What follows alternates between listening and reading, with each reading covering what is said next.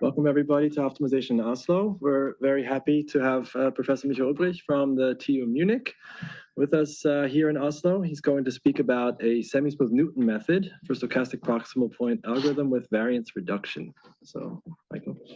Thank you very much, Thomas, also for the kind invitation to come to Oslo. It's a pleasure to be here. It's my second time in Norway, but the other time was 20 years ago at the conference in Trondheim. Okay, so I'm reporting on joint work with Andre Nilsarek and Fabian Scheib about stochastic proximal point methods with variance reduction. And as for computing the steps, we use a Semismooth Newton's method applied to a usually quite small subsystem. The problem setup is as follows. We have here smooth, possibly non-convex, plus convex, but possibly non-smooth. And the smooth part is a finite sum of fi's, and the arguments of the fi's are aix. The ai's typically have only a couple of rows, very often only one row. X could be high dimensional, and this sum is typically very long, as typical in machine learning. We will assume that the functions fi are Lipschitz smooth, meaning that the gradients are Lipschitz. As a consequence, they are weakly convex. This means they can be convexified by adding a quadratic that is weighted sufficiently much. The phi is extended real valued, closed, proper, and convex. And I will abbreviate the whole cost function by psi. A typical example that we will use in the numerical experiments is L1 regularized logistic regression. Then the fi's would have this form. The mi's here would be 1. And well, phi would be a weighted L1 norm. The outline, I will present the stochastic proximal point method for this problem class with variance reduction.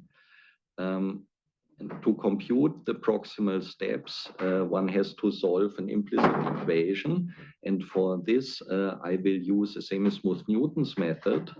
And it is applied to a typically much smaller problem that turns out to be a strongly convex minimization problem. I will show convergence a theory for the method and convergence rates. Our theory allows for inexactness, so we only have to solve our subproblems inexactly, and I will show some numerical results. I start with the classical proximal point method, and then step by step we will add additional features. And so we can work with weakly convex functions, but for the moment, let's assume that the fi's are convex, and then I discuss in the next step how we can extend to weakly convex functions. So classical proximal point, and we do it not prox gradient, where one only would use the prox of the non-smooth and convex term. We do a prox step for the whole cost function. So it's true proximal point. And the prox evaluated at xk is the unique minimizer of this strongly convex problem. Here's the cost function. And now if one writes down the optimality conditions and uses the structure of psi, then one sees that one can write this also with the proximal operator of alpha k phi. And then the other part of the cost function, or the gradient of it, then appears here. And in contrast, so down here, this would be proximal gradient step with respect to the smooth part, and proximal step with respect to the non-smooth part. Here you would have xk in proximal gradient. Here, because we do true proximal point, we have here xk plus 1. So we have an implicit equation for computing xk plus 1. Proximal point methods have nice properties, but a drawback is that one needs to make sure that one can solve this implicit equation efficiently. But it has been shown that the proximal point method can be very efficient. For instance, in the work I show here by Li, Sun, and To, and Zheng, Sun, and To, this paper is about a method called Semismooth Newton augmented Lagrangian, SSNAL. And this paper is, or what I present, is inspired by SSNAL. So, okay, so now let's bring in stochasticity in our method. As said, F is the average over very many Fi's, so it could be expensive to compute it. It could be essentially millions of addends. And in stochastic approximation methods, the idea is to approximate this long sum by a shorter sum and to draw the indices for the shorter sum randomly. In stochastic gradient, one would have B equal 1 and would just pick one of the addends. So this then is called mini-batch approximation of our cost function. And the mini-batch is this B tuple of randomly drawn indices from the sum.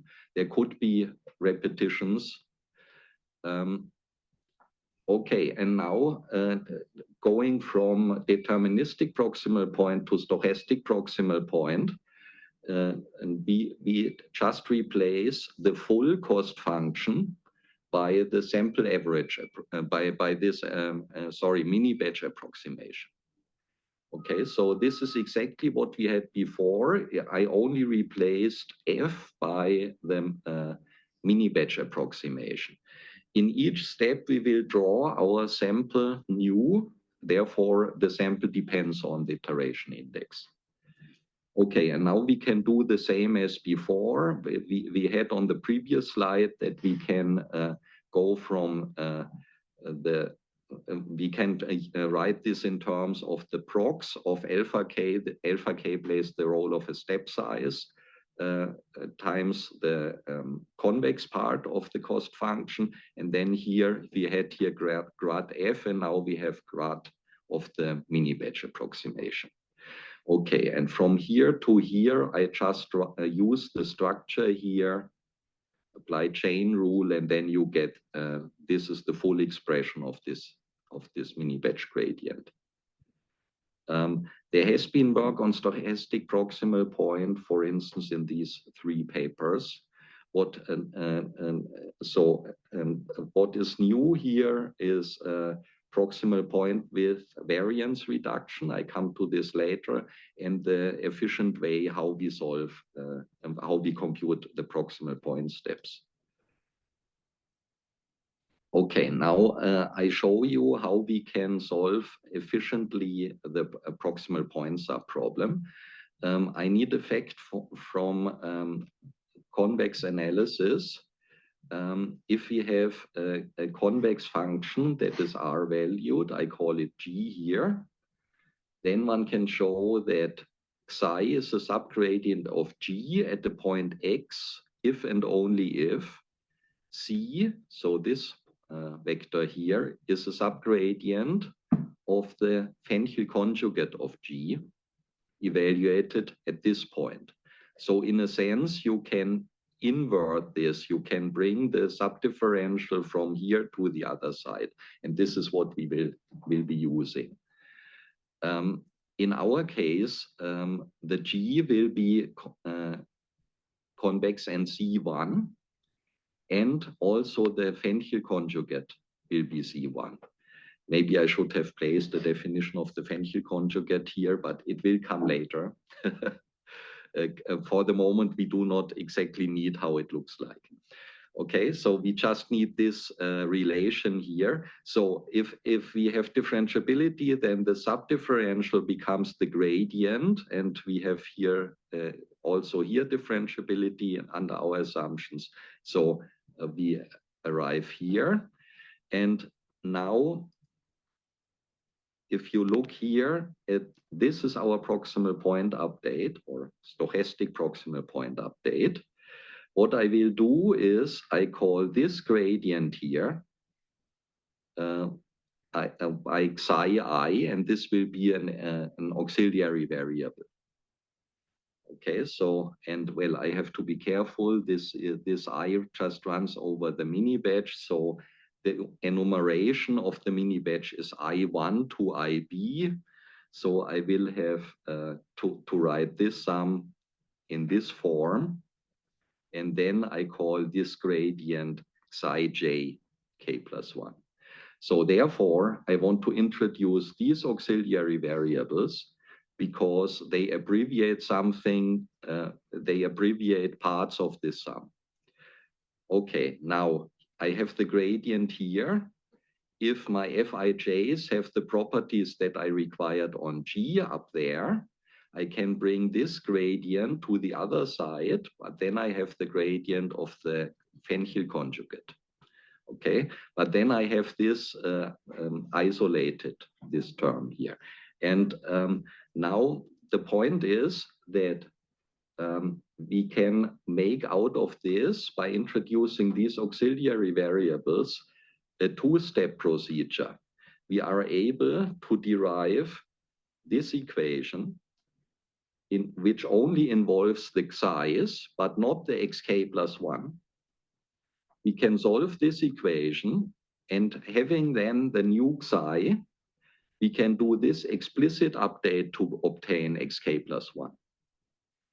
And this is attractive because if one looks at the dimension here, I told you the Fi's live on very low dimensional spaces, often just R. So the dimension of this is Mij. Mij is close to is 1 or not big. And the number of those xij's is the number and the size of the mini batch. So the xi's are just typical size of the mi's times size of the mini batch. And if you do not make your mini batch too big, then this is a quite low dimensional vector. Meaning that this here is a quite low dimensional equation compared to the full X space. Okay, and this makes it efficient, and this actually this observation, but in the context of Lasso, is what underlies SSNAL, but there this relation with the xi's is derived via a dual problem and augmented Lagrangian. I will show you that one actually can derive this equivalence on one slide. And this is what we do now. So I will start with this here, then introduce those xi's, and then show you by equivalence reformulations that this and this are equivalent. Okay, so this is our stochastic proximal point update. What I do here is just here, Sk is this collection of ij's. Here I just use this enumeration of the set Sk. Okay, so this is the same, just using the enumeration of the Sk's. Now I introduce the auxiliary variables that I showed you on the previous slide. I do this because here I can show it now nicely. So, well, here I have IL, here I have IJ, otherwise it's the same. So this gradient is just xi j k plus 1. Okay, so I can substitute this gradient by this auxiliary variable. Okay, so I did this here, so giving this, and this is just my introduction of the auxiliary variables, so it's obviously equivalent. Next step is I want so I bring this gradient to the other side by what I showed you on the previous slide, gradient of the convex conjugate at xi equals then the argument of this. So this is equivalent to this. I just copy this line. Okay, and now finally, Still, here we have a mix of psi k plus 1 and xk plus 1. And here as well. But I can observe that here we have xk plus 1. Here we have xk plus 1. And I can substitute it by this longer expression that, however, does no longer depend on xk plus 1. It depends only on psi k plus 1. Okay, so what I do in the last step here is I use this identity replacing this xk plus 1 by this expression, arriving here, and this is again just copied. And now you see we have here an equation which only contains the xi's, no longer the new x. Well, we have here xk, but xk is known, only the k plus 1 quantities have to be computed. Okay, so and the approach thus is we can compute the proximal gradient step by solving this smaller nonlinear non-smooth system for psi k plus 1 and then doing this explicit update for x. Okay, now so far I did it for convex FIs. Now we move on to the generalization. How can I handle weakly convex FIs? Can I ask a question? Yes. On the previous slide, does that mean that this xi step somehow decouples, right? So you have one for each xi k plus 1 L, or you have one equation for each L from 1 to B, and here occur all xi's. So these are not decoupling. Okay. But still, even you have, if your batch size is B, then you have B such block equations, but they are coupled. Still, so in our examples, mi will always be 1, then this would be a scalar equation. Okay, then but you would have B many of them which are coupled. Still, it's if your mini batch is not big, then it's a small problem. And we will see, we also will have in the system, we have some sparsity that allows for Sherman, Morrison, Woodbury and other, or making ZG more efficient by using sparsity. Okay, so what we do to handle non-convex FIs, we use that if they are gamma I weakly convex, then adding this quadratic makes them convex. So let me call this then FI hat. They then are, the FI hat are convex. Now, if we insert here AIX, then this still is convex because we insert a linear mapping. And now I also formulate the modified stochastic proximal point update. I introduce here also a shift, but compared to not having this shift, we just have linear and constant terms added. So if this is convex, then also this shifted version is convex. Okay, so here we have a convex function. Now we take earlier to get this FSK, we took the average over the mini batch. Okay, now we obtain this function by taking the average of these convexified shifted functions over the mini batch. So, and then one can collect terms coming from here and gets a matrix-induced norm with this matrix, which is positive semi-definite. Okay, and now what we do is we just replace FSK by this convex function. Okay, this gives us this additional blue term. Now one can ask, well, this is now not a true proximal point because here I have an xk dependent function to which I apply the prox, but you can view this blue part just as a modification of your proximal term. So it's just a change of norm that you use in your proximal term. Okay, so let me write the prox. So down here we have the function. So, and up here we have the norm we use for the quadratic prox term. then I can write this like this. So it's a proximal step. Earlier we had, before we did this, we had here the Euclidean norm. Now we have to modify the norm. Okay, then again we can take, we can work with the prox only of the phi part. If we take the gradient of this in here, we had this already earlier. And now if we want to go back to the Euclidean proximal problem, then it turns out that we get this additional term. Because in a sense, you also could say, I have a prox phi step, and then the smooth part looks like this, and the gradient of this is just this here, weighted by the step size. Okay, so I can write it like this. Well, this makes it possible, this modification of the prox term to handle also weakly convex functions. Okay. Essentially, final ingredient is a variance reduction. If one would use, if one would not use variance reduction, then for showing convergence of the stochastic method would require to drive the step sizing or learning rates to 0. And of course, this slows down the method. Variance reduction allows to have step sizes that do not tend to 0. For instance, one could have constant step sizes.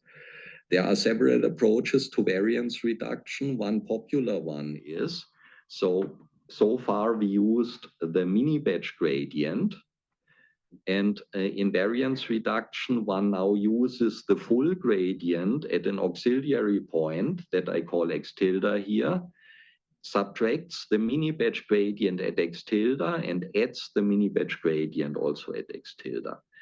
The construction of mini-batch approximations is always such that it's an unbiased estimate of the full function and the full gradient. So if you take expectation here over the randomness in your mini-batch S, then the expectation of this is the gradient of f. And if you do the same here, then the expectation of this is the full gradient with the minus in front, and this cancels, so unbiasedness is not destroyed by this construction. And if one does some analysis, then one finds out that if x and x tilde are close together, then this trick here reduces the variance of the gradient estimate. And this is what is used in then in the analysis. This was done previously in the Prox stochastic gradient method context, and which then is called Prox SVRG, stochastic variance reduced gradient. It was, to the best of our knowledge, not yet done for proximal fully.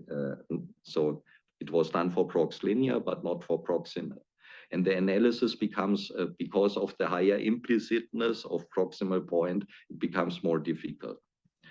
Okay, now let's incorporate this in our proximal, stochastic proximal point method. So what we have here in black would be the proximal update from the previous slide. Now we said we replace this gradient by this. Well, we get an index k here. This gives us these additional terms because we have also this step size in front, okay? So we have these additional terms. So one question Yes. to the previous slide. So when you do this trick, This one? No, the one with the gradient, this x tilde. This might be a stupid question, but when, why couldn't you then just use the gradient of f at Very x? good question. I should have mentioned this.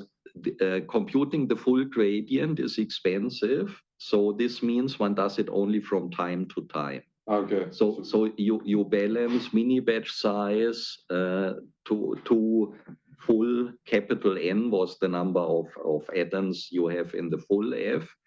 and then you balance effort.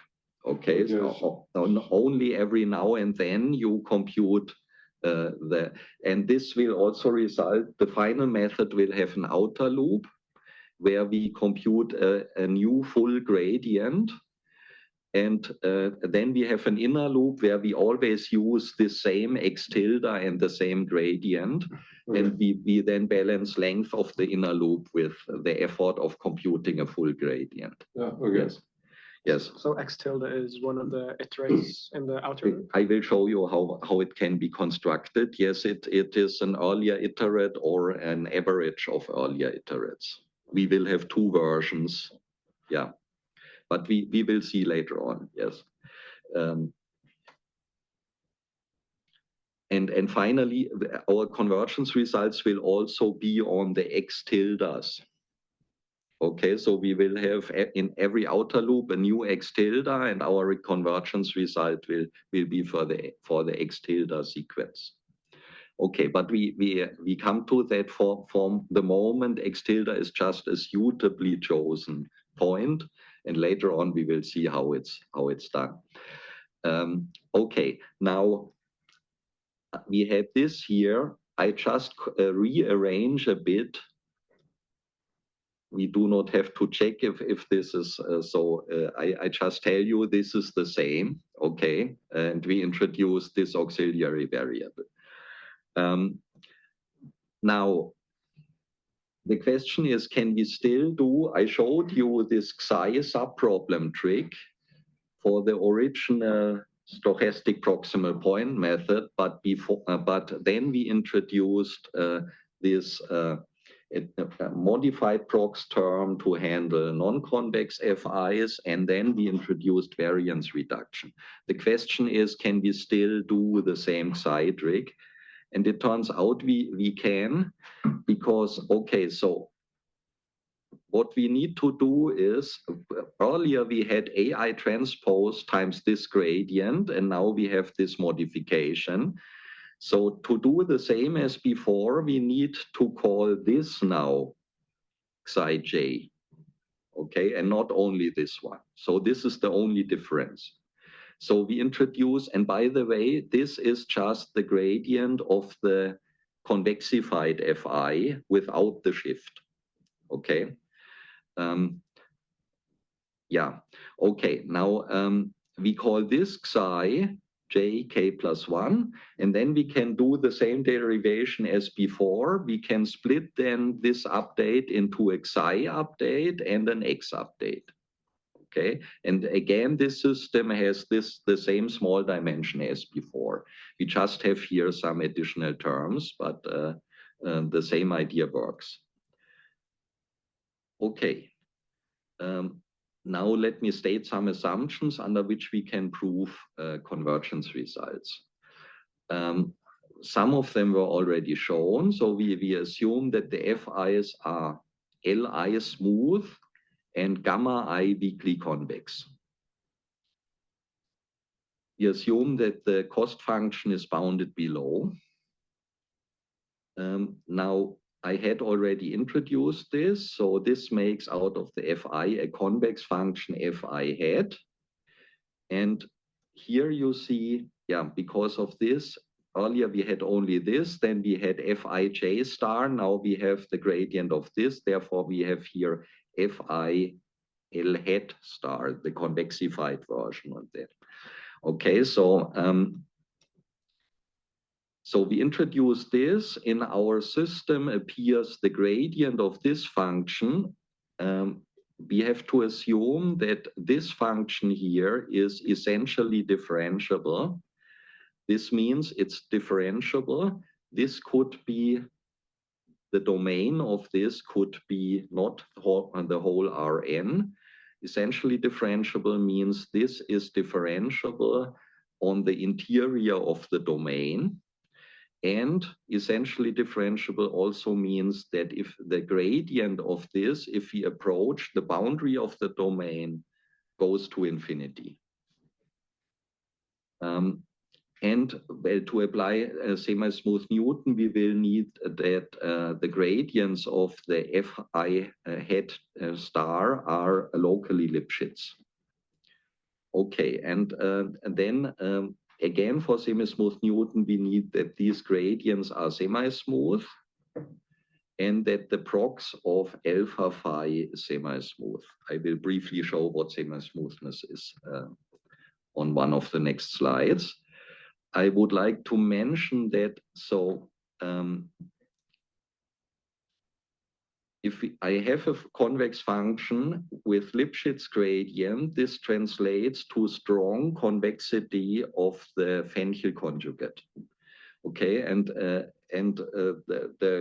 then the parameter of the strong convexity is 1 over the Lipschitz constant. So we have this is Li Lipschitz, this is gamma I Lipschitz, so this is Li plus gamma I Lipschitz, and then the conjugate, okay, the star should be here, sorry. This is then 1 divided by Li plus gamma I strongly convex under our assumptions.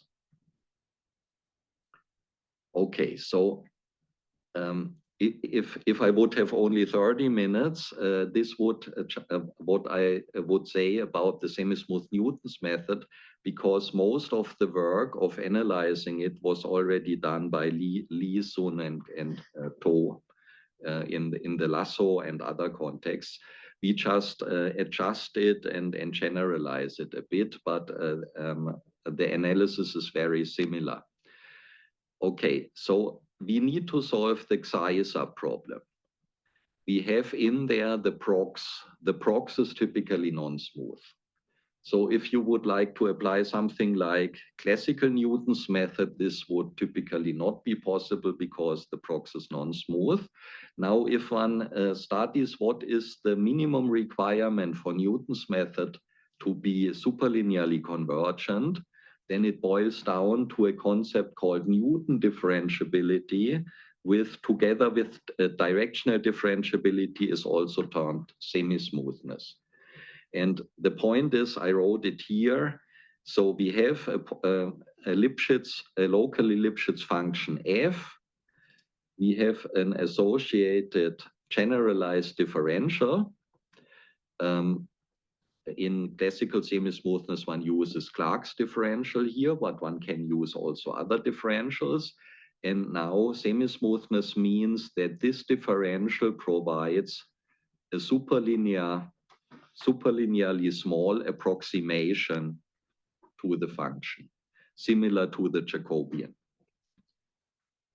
Okay, one point is that here we take it in Fréchet differentiability, you would have the same, but this would be the Jacobian at the point x. In semi-smoothness, we have this to evaluate at x plus s, okay, not at x.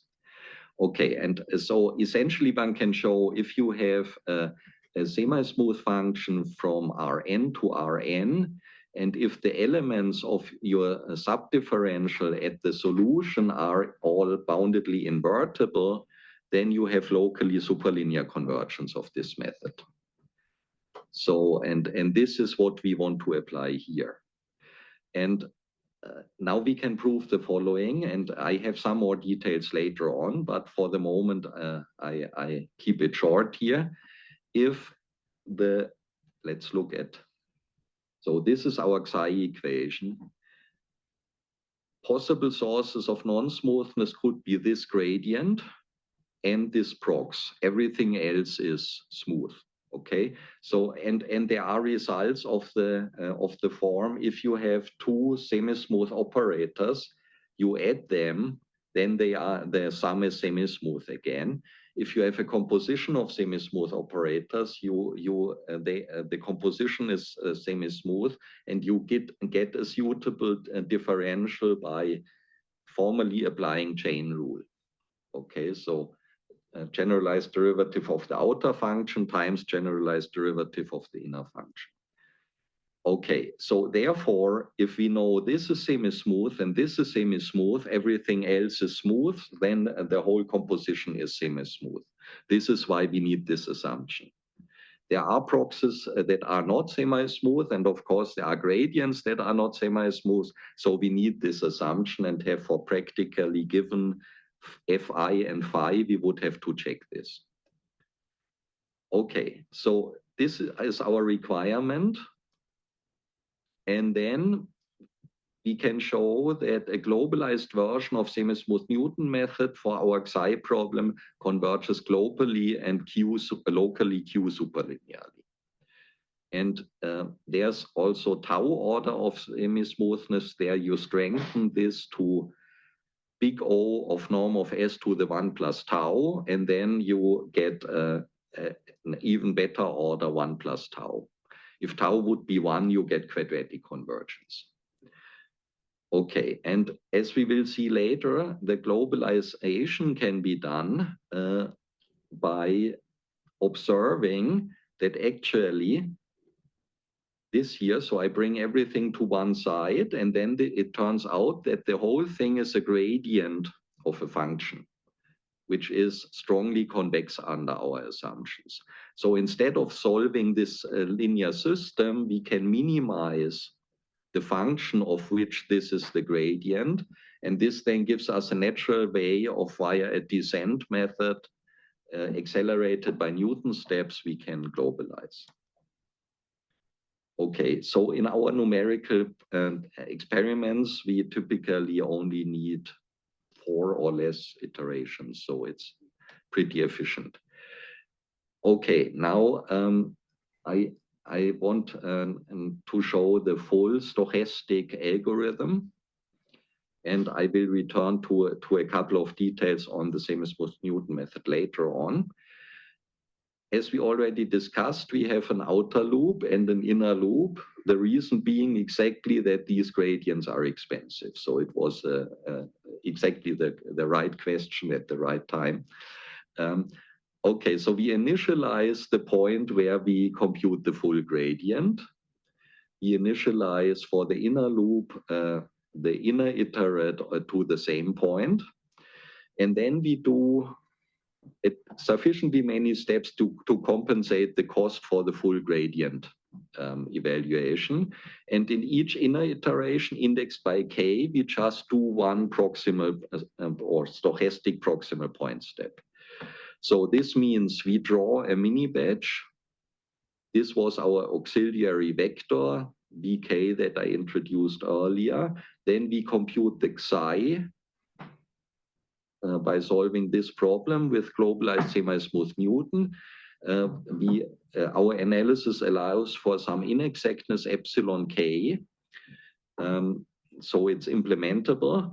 And having the Xi, we can compute the new x. Okay, and at the end of the inner loop, we need a new x tilde where we compute the full gradient. And there are 2 options for which we have analysis. One is take the final iterate from the inner loop. The second one is take the average of all iterates in the previous full loop, inner loop, okay. I should mention this, of course, everything in the inner loop also depends on the iterate, on the outer loop index, but I wanted to avoid double indices. But so this should all be sk instead of k. Yeah. Okay, now what can we show on the stochastic method? We have a paper on this. Now here, to formulate this, I need this full indexing of with outer index S and inner index K. Now we look here at the weakly convex case. So we have a non-convex problem. We use here stationarity measure as a measure of convergence. So this here is 0 if and only if we have a first order stationary point. Okay, now if we do option 1, this would be take as new x tilde the last iterate of the inner loop. And if we choose our step sizes suitably and send epsilon k sufficiently fast to 0, We have all formulas for this, but it would be too technical. But our conditions on alpha k allow constant step sizes, so we do not need that they go to 0. Then we can show that in expectation, this criticality measure tends to 0, and it also tends to 0 almost surely. Okay, and now if we specialize to constant step sizes, we can also show a rate. This is compatible with other results, for instance, a convergence rate for a stochastic variance-reduced gradient. There one gets 1 over k, where k is the iteration index. If you count, our inner loop length is m, and this is the number of outer loops. So this is exactly 1 over k if we do k proximal steps in total. So this matches other convergence speeds. Okay, and we have 1 over k convergence rate for the expectation of this stationarity measure. Here, this can also be found in other work. Here, x pi is drawn uniformly at random from all generated iterates. Okay. Yes. So if I remember in that Johnson and Zhang paper, I think they actually say to randomly stop the inner iteration exactly to make sure that you're getting these x pi's. Yes, so there are several ways to randomize this in some way. What's always difficult is to make assertions on the final iterate, or it's more difficult than doing assertions on averages or randomly drawn ones. Yeah, we did not fully explore if for which other x pi's one could show similar results. Okay, so this was a weakly convex case. We also have results of linear convergence rates under strong convexity assumptions. And there we have 2 versions. One is that the whole cost function is mu strongly convex, and that the non-smooth part is mu phi strongly convex. And we need this technical assumption here. The second, so this would allow, under certain circumstances, psi could be strongly convex without all fi's being strongly convex. Okay, so here we require convexity of each fi and strong convexity of psi. Okay, so we have these 2 versions. Now we can show if we choose the step sizes suitably and constant, and if our tolerances for the subproblem solves are related to this amount of non-stationarity, then if we do option 1 of picking x tilde, and if we have this set of assumptions, then we can show a linear rate of convergence in expectation for the square distance to the solution. If we pick option 2 and this set of assumptions, we can show a similar result for the cost function values. Okay, and again, this matches for other types of methods. There are similar results. Okay, so now some details on semi-smooth Newton. Here I want to show you how the differential looks like that we use then in the semi-smooth Newton's method. So our assumption is that this here is semi-smooth with respect to the Clark differential, and this also. So classically semi-smooth. I introduced here, well, I think I had this notation before. Now, then the Xi system can be abbreviated in this form, and it has these block equations. Okay, and now I mentioned this already. if I have a composition and addition and so on of semi-smooth functions, one can show that this is again semi-smooth with respect to the differential I get if I apply formally the calculus rules.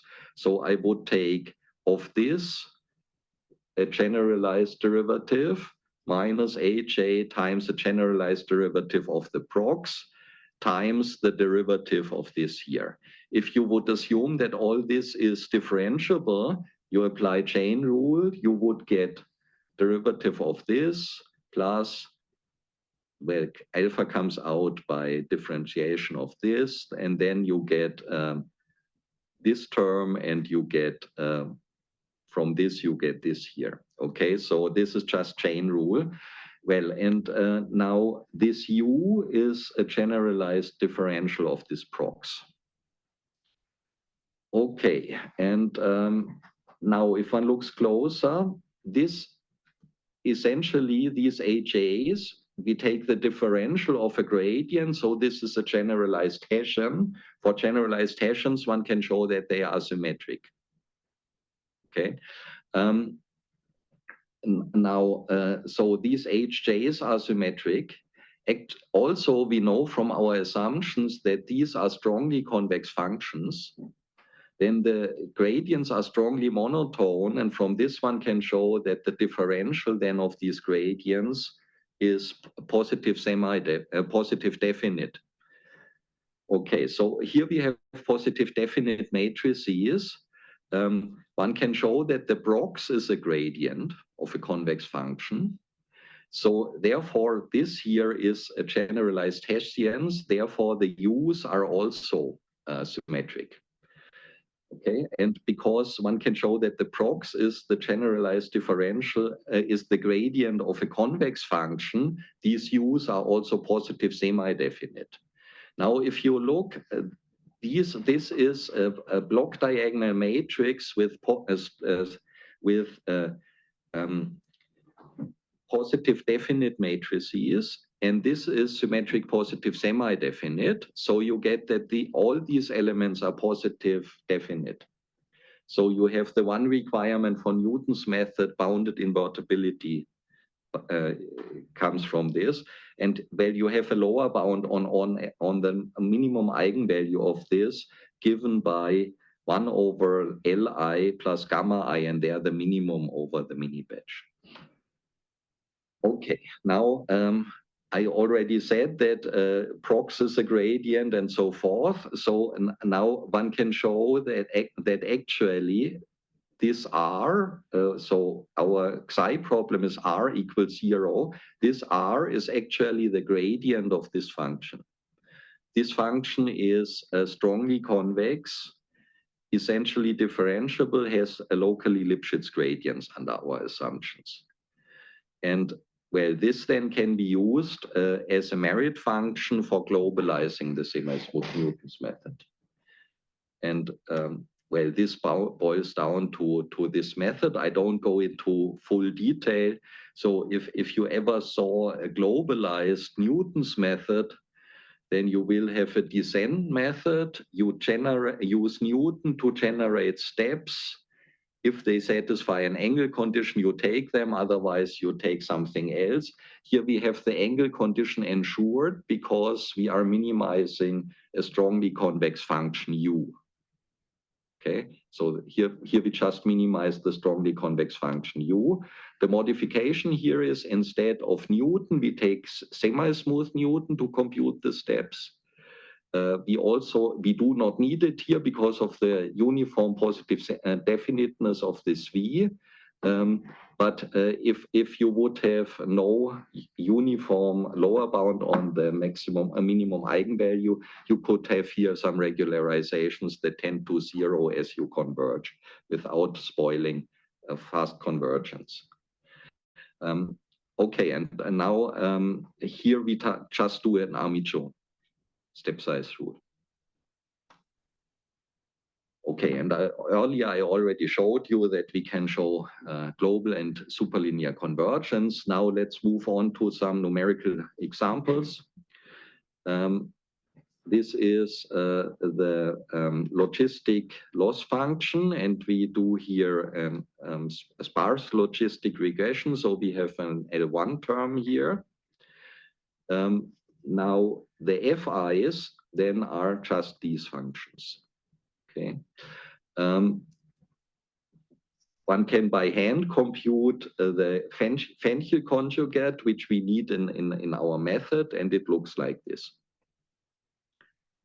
It is defined on -1 to 1, so it's not defined on all of R, and it's strongly convex on its domain. Well, and the prox of this is clear. It's the soft thresholding operator, piecewise linear, and thus strongly semi-smooth. Now, here this is a pretty big problem. Here I want to show you some, especially this here, how, of course, we counted now how many iterations do we need until we, concerning convergence speed, but we did not account for how complicated or expensive is it to solve the subproblems. If we increase the mini-batch size, then the subproblems become bigger because we have more block equations. Here you see a plot how the time for solving one subproblem increases. So here, this is 20 times the batch size of here. So this looks like quite some increase, but please note here is 0.06 and here's 0.07. So it increases only by 20% over a range of making the mini batch 20 times as big. So this is, and this makes the method quite, so I don't know what happened. I think we still see everything. Okay, this is that compared to this is for this example, the time we need to compute one full gradient. In our numerical examples, we have an inner loop size of 10. So we have 1 time this plus 10 times this. So this dominates. Okay, maybe I don't discuss this other part. So what happened here? Oh, there we go. Okay. So now a couple of test problems. We compare our method, which is the green one, then stochastic variance reduced gradient or a proximal version of it, then Adagrad and the proximal version of Saga. We tuned all of them with respect to step size and mini batch size. So here we see we win. Second is Saga, third is stochastic variance reduced gradient. Then here we have one where the dimension of x is small, and we are good if the x dimension is large. This is one reason why we lose here. So best is SVRG, second is Saga, and then our method. Here again, we see for Madelon, which has a high dimensional x, we are the clear winner, followed by Saga. So I think we can see that this is a pretty efficient method. We also considered the stability of the step sizes. So step size tuning takes a lot of computing time in machine learning. Therefore, it's good to have methods that perform well on a range of step sizes. So in this picture, here we have step sizes. Here we have run times. So going deep is good because it's low runtime. So the best is deep and flat because it means we achieve low runtimes for a big range of step sizes. So the green is again our method for a couple of mini batch sizes. And so you see here, this is significantly wider and flatter than the other methods. This is the advantage of the implicit character of a proximal point. Okay, then here also other example. It's not that flat, but it's wider than the others. Here, this is an example, but this was the one where the others were the winner. This is pretty wide, but Saga is also wide. So here we do not have advantages. But overall, we can take big step sizes, and it's good for a range of step sizes. Okay. Now we also considered a non-convex problem where we use a sparse student T regression. So student T distribution is heavier tailed than Gaussian. If you do maximum likelihood, then the natural loss function is a quadratic for Gaussian, and there's also a natural loss function for student T noise. And this is a non-convex function. It's a bit, it looks like this. So, okay, and so therefore we then have non-convex FIs, and we see here the green one is again the fastest. So it also works well in this setting. This here is the test error. This is for the cost function. Okay, so I can stop at any time. So I have some spare slides. Maybe I don't discuss it. So because one criticism could be here that we need the conjugates of the FIs. So often loss functions are pretty simple, but there could be more complicated ones. And but one could compute the FI conjugates also numerically. And so this is the first time where the definition of the conjugate is given. It's so the T is convex, or we assume now strictly convex, then this is strictly concave, would have a unique maximizer if it exists. And then one can show well, the first order optimality condition is this here. And then if we insert this solution of this problem, which is also the solution of this stationarity condition, then we can compute the value of the conjugate. And by applying Dansky's theorem, we can compute the derivative of this, which then, because of the structure, is just C of C, this S of C, the solution of this here. Okay, therefore we see we also having this, the maximizer here, we can compute the conjugate and the gradient of it. And well, if we have now additional smoothness, well, it's using what we have up here, it's not difficult to see that the gradient of G composed with the gradient of G star is the identity.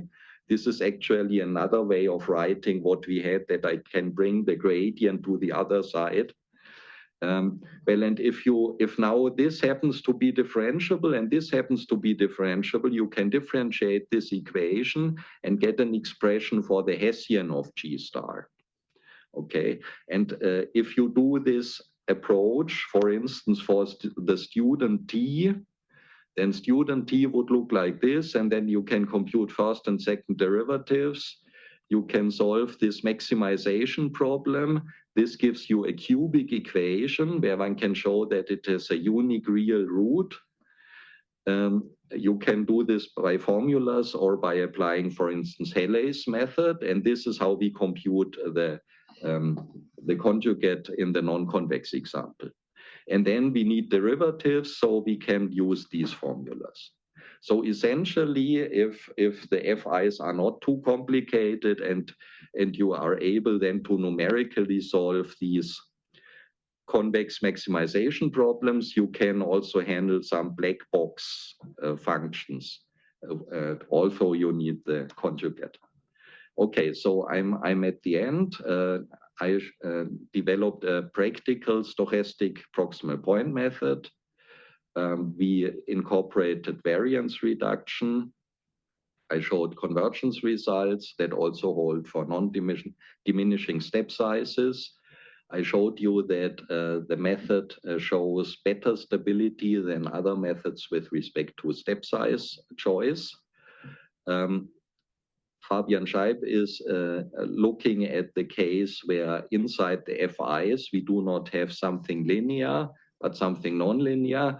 This would be interesting for instance, deep learning, where sitting inside would be the neural net.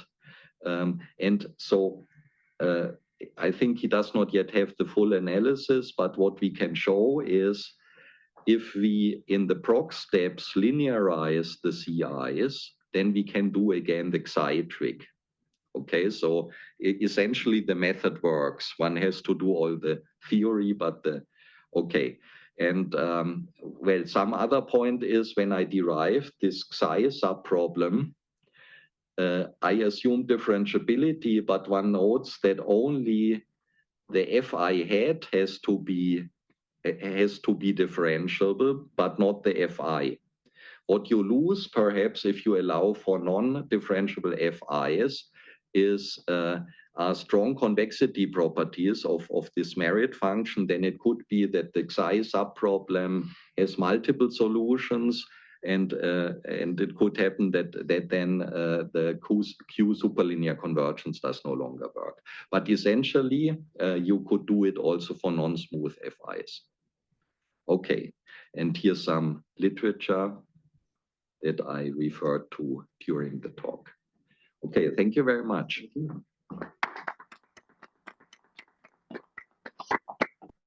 So are there any questions? I know we asked a few during the talk, but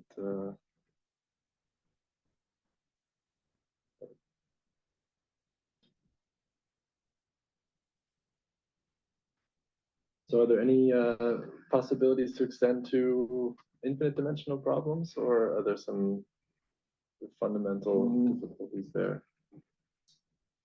I think in principle it could be possible. Well, there's now more and more work doing all the stochastic methods in a Hilbert space setting. Yeah. So, and I guess one could do something there. Mm-hmm. Yeah.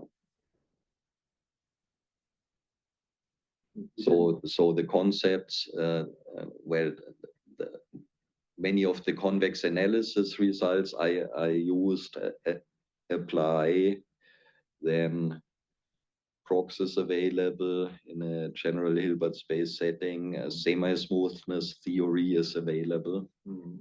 Yeah, so many things would work.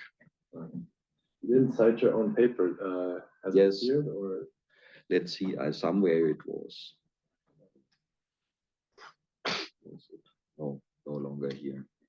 But this has it has a title. I think the same title as the talk. So if you Google it, you will find it, or drop me an email and I send it to you. And it'll be with this title on YouTube, so I guess okay. We'll find it one way or another. Yeah. Great. And let's thank Michael again. See you all next week.